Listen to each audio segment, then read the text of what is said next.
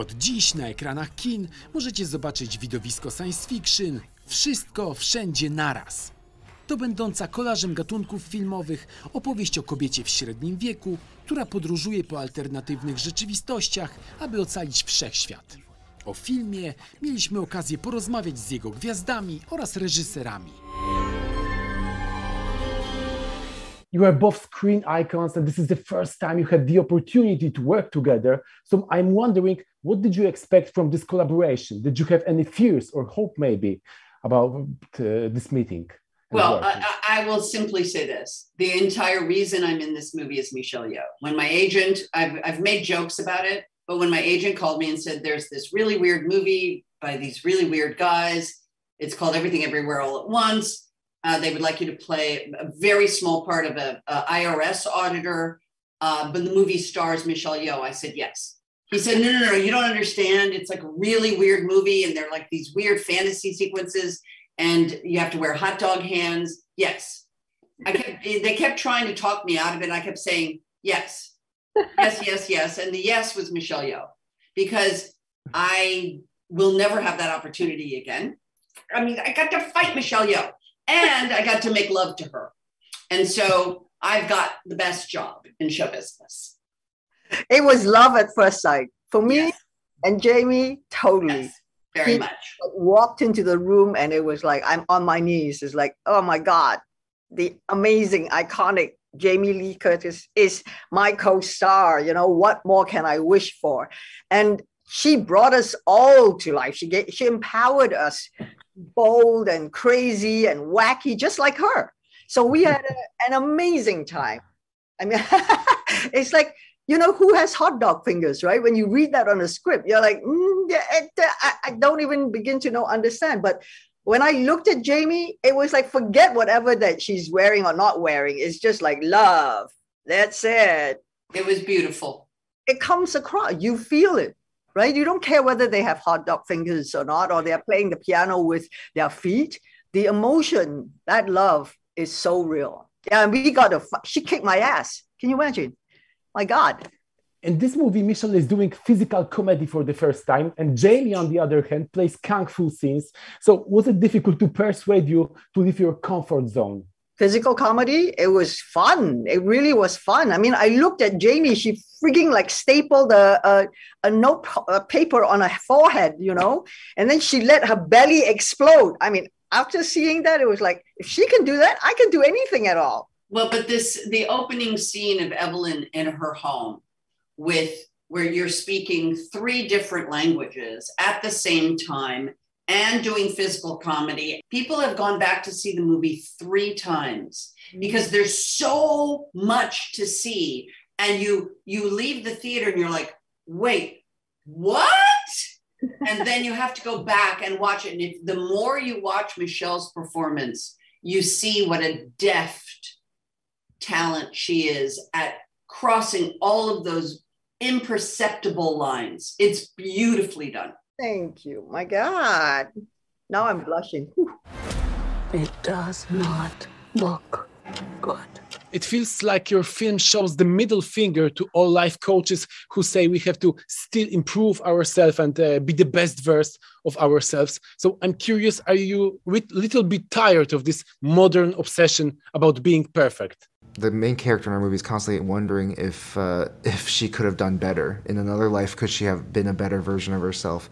That kind of thinking is the thing that robs us of happiness right now. And I think this movie is trying to grapple with the fact that everything, everywhere in our life is trying to pull away our happiness. They're trying to dissatisfy us so that we, will buy their products or try to join their 10-point system plan to get better at, whatever, public speaking or something.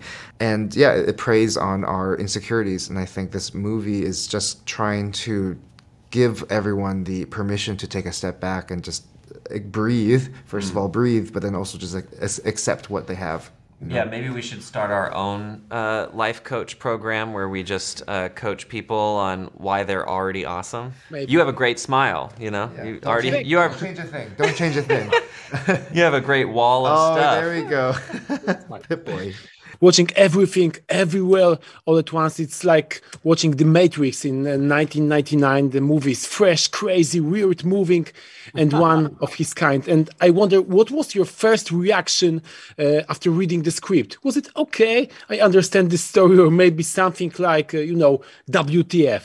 Well, I said this we just had someone else from Poland talk to us, and I did a Polish flex, which is that I grew up loving Krzysztof Kieślowski so much. And so there was something about this movie, that sort of existentialist question, that was very present. And so I had met the Daniels before, and we worked together, and we fell like artistically in love. So the dildos, the butt plugs, the, Elvis and the pig, none of that surprised me. I didn't have a WTF moment. I was like, yeah, this is just normal Daniels. But what really captured me was the sort of existentialist question and philosophy behind the film, the metaphysics, and then also the family. The fact that this movie can somehow pull off action, comedy, family drama, and existentialist philosophy is insane. But the heartbeat and the soul of the film was on the page. It really was. I don't know if you've all seen Daniel's first movie called Swiss Army Man. I saw it, and I laughed, I cried, I fell in love with the characters, and I was totally immersed in the story. And I always thought, if they can do that with such an outrageous story where a corpse farts throughout the entire movie, I feel like they can do anything. So when I got a hold of the script, I was so excited, and it was, honestly, it was one of the best scripts I have ever read. Really? It's so similar to their first movie. I laughed, I cried, and for them to feature the story on a specific Chinese family with, generation gap issues, mother-daughter issues, husband-wife issues. It is so relatable. Anybody can watch this, regardless of your social status, your race, your background, your culture. It's issues that we deal with it every single day.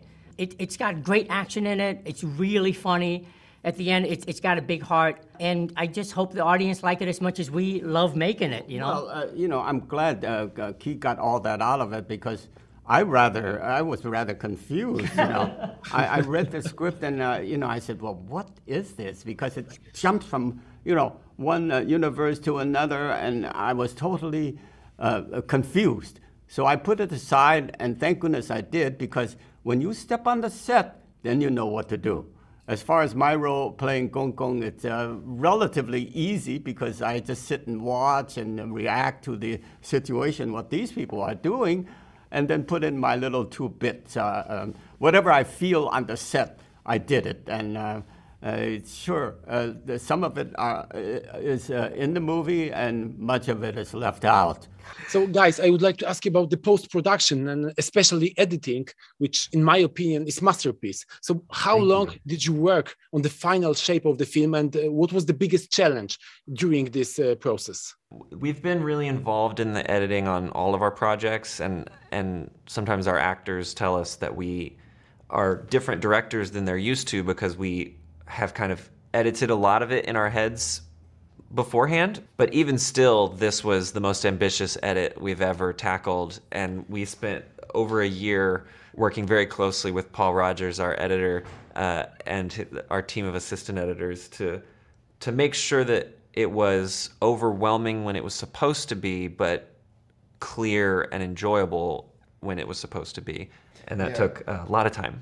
Yeah, because we kind of broke every rule of what you're supposed to do with a script, and I think a lot of people reading it were like, I don't know if this is going to work, but because we are pretty confident in our editing abilities, we knew that we would find a way to kind of make this impossible mess into something very beautiful, and it just took a lot of editing. I don't have the facts, or I don't have the source for this, but I'm pretty sure this movie has more edits than any other major of all time. Maybe of all only if you count this one sequence that is a little. You probably know which one we're talking about. The edits come very fast for a little while. Yeah. It's like Kubrick. Guys, thanks so much. Have a great day. Bye bye. Thank you. Bye. Thank you. Nice to meet you.